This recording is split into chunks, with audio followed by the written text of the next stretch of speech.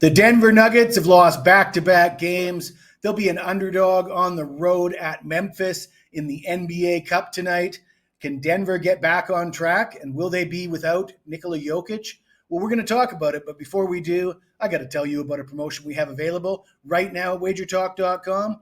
For a limited time, you can get all my NBA and or college basketball 30 days, all access. Get $50 off using the promo code HOOPS30. Why would you be interested in that? Well, I'm still the #1 profit handicapper in the NBA in 2024 at wagertalk.com. I'm also #1 with 5% NBA plays in 2024. I'm 10-3, 77% with my 5% top NBA plays this year. And I do have a 5% NBA play available on the website tonight. As always, there's no purchase necessary. You're more than welcome to tune in just for the free picks. The only thing I ask from you is that you take the time to smash that like button, and that will allow me to keep putting out these videos.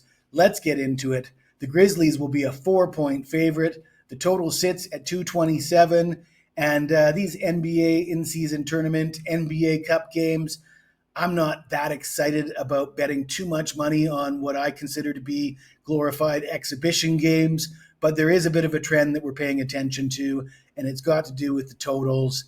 We did see in last year's in-season tournament, the average total in the first round of the tournament landed on 234, and in the group play, the average total landed on 229. So that's particularly high-scoring games. As I said, I think these are glorified exhibition games, and I just can't see the players getting up to play defense in a game like this, and that's evidenced by some of the high scores we've been seeing. This is going to be the second game of a 2-game set in the same city. Denver lost 105-90 on Saturday, their second consecutive game without their superstar, Nikola Jokic. He's out for personal reasons. No idea what's going on there. It seems unlikely that he'll be back for tonight's game. The Grizzlies had gone over in 5 straight games prior to that low-scoring 105-90 victory. Normally, I like to look to back the team that loses the first leg of a 2-game set in the same city. I find that the team that wins game 1 often lets up in game 2, but the fact that we have an NBA regular season game followed by an in-season tournament game sort of nullifies any idea of following that logic. And I think we're just going to look toward the total here, and I'm going to look toward the over. As I said, the Grizzlies had gone over in 5 straight prior to that low score. Memphis is one of the fastest-paced teams in the NBA.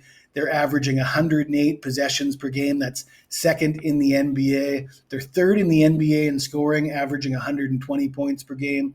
And Denver is in the top 10 as well. They're averaging 116 points per game.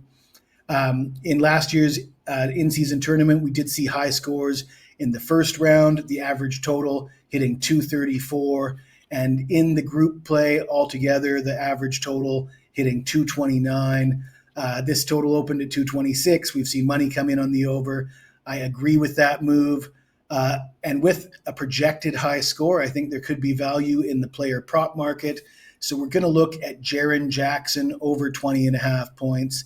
The Grizzlies do have some injuries. Marcus Smart is once again questionable. Of course, Morant is out. And Zach Edey also suffered an injury on Saturday, and he will not play tonight.